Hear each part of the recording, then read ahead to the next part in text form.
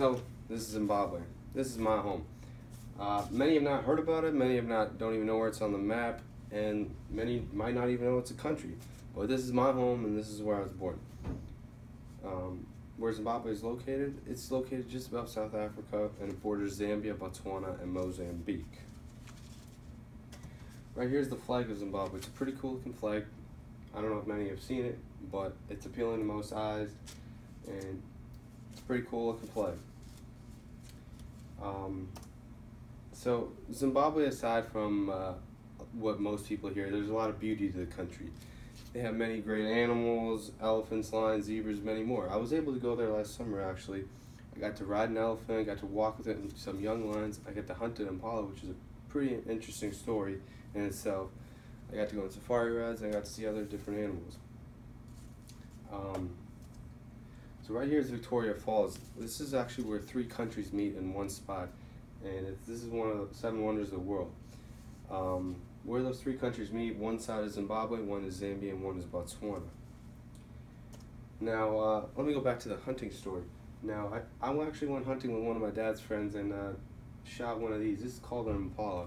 It's actually an interesting story. I went out there, thought it was going to be easy, but actually holding the sniper and whatnot, it was actually very, very difficult. When I went out there, we went out for the first 3-4 hours. I saw a couple impala. I couldn't shoot them because my hunting eye wasn't there. It just wasn't as easy as I thought. But as soon as one moment came along that I had the shot, I took it, I shot it, and it fell straight down. But also what happened at that time was I had the eyesight right beside my eye. It recoiled back and hit me right in the eye, and I was bleeding. For a long time, I had that scar for a while, and everybody knew that I went hunting, and it was a pretty cool story and pretty cool first way to get my first kill, and it's something I'll always remember. But also, yeah, those 3 months I got to do a lot of fishing, a lot of golfing and stuff like that, and mainly focus on the outdoor life. I got to play golf with a lot of professional golfers there, and I got to beat some of them here and there, so that was good and fun. So Zimbabwe is, like you can see, it's located just on the southern part of Africa. It is my home, what I call my home, even though I've only lived there for about 6 years, and I moved from there to Canada. So I've lived 6 years there, then I moved to Canada, lived most of my life there, and then I moved to America here just to start my university life because I got a VCU golf scholarship. And things have looked up. My eyes have seen a lot of things. I've seen Zimbabwe, Canada, America. I've seen a lot of different variety of lifestyles and stuff like that. But when evaluating all 3 countries, most people will call me crazy to say that Zimbabwe would be my number 1 choice. But for me, honestly, it is. It's my number 1 choice. I think it's that connection you get when you're born there and you just want to keep coming back into your home. Also, you have a lot of family history there and great opportunities to succeed. But it's just a different lifestyle there. To get a good grasp on the living situation, I'm going to explain how people live there and what it's like to live there.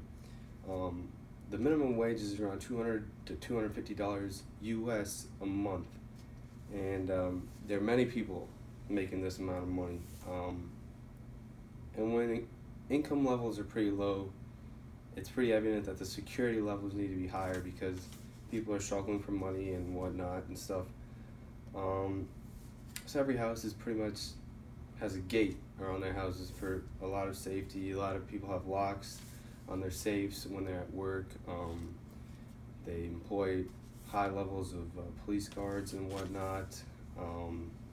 But yeah, everything's just around the sense of safety and trying to secure what you have and whatnot.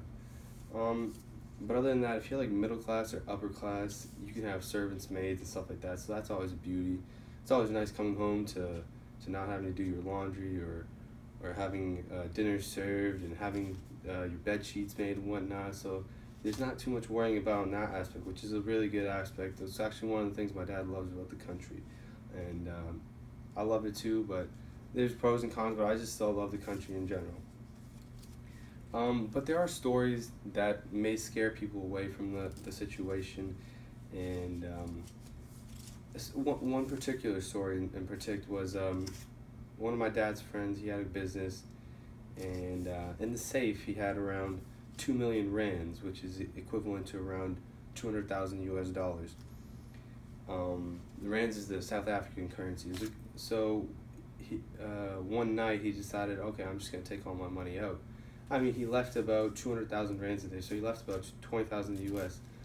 The next day, the whole safe was gone and broken into, and I mean, yeah, he lost 20,000 US, but he also saved a lot by taking it all out. So it's kind of like a bittersweet moment. Um, you may hear me mentioning like rands and US dollars and wondering where's the Zimbabwean currency. And the interesting fact about the Zimbabwean currency is that it was once like 100 billion to one US dollar, and then they took away 10 zeros, and then to make it equivalent 1 to 1, but then it still inflated and went back, so they just decided to get rid of it and use the American dollar. It's interesting because when I left the country when I was 6 years old in 2001, the exchange rate was 25 to 1, so it wasn't that bad at all. But over the years, it's gone really bad, and the country is not in the greatest shape, but there's still things about the country you can like. Also, another terrifying story was with one of my brother's friends, and that was a long time ago. The robbers got into the house. I mean, the robbers and security. I mean, it's gonna happen once in a while, but so it's a terrifying moment. And what actually happened was they were inside. Two girls were laying under the bed hiding, and my brother was in the closet hiding. And then the robbers were outside with one of my brother's friends. And one of the girls was smart enough to call one of the parents, and the phone was on, and they could hear the conversation between the robbers. So that was good like that, so the parents could call the cops and whatnot.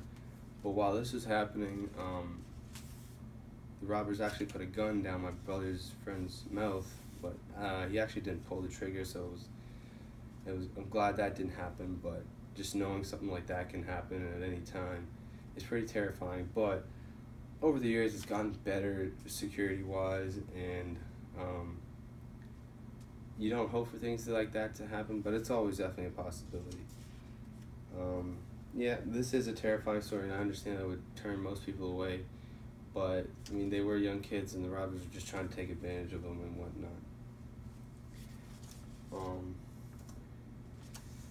So many people would, like, after these stories I've told, would question me about why I would ever go back or why I would ever want to go back. And yeah, it's scary, but I still believe times are changing. And the thing about me is I was born there. My dad knows the way around the city, so we know our way around the town, the way communicating, because that's very important. You can't just seem foreign or outcast and just go there, because otherwise they will take advantage of you, which is it's a tough thing because not many people are going to go there and visit. A lot of my friends haven't visited. A lot of my friends want to go visit, but I told them, if you go, you better go with me so you know what you're doing and stuff like that. Now, aside from that, like, I pretty much painted a bad picture on the people right there, but there are people that are really, really nice there, and they have nothing in life, but they always have things to smile at. And we over here in the first world countries, we have plenty of things, and a lot of us hate our lives. But to me, there's like two categories when you're poor. One is you're either be nice and hope people will help you out, or you can just be ruthless and steal and such like that. Both situations have their understandable. They're both understandable because when you have nothing and you need survival, your survival instincts kick in, and yeah, I understand it happens, but it's just the way the situation works there. But there are a lot more nice people that are willing to help out. Many people will come around the streets if you need help with your car or whatnot.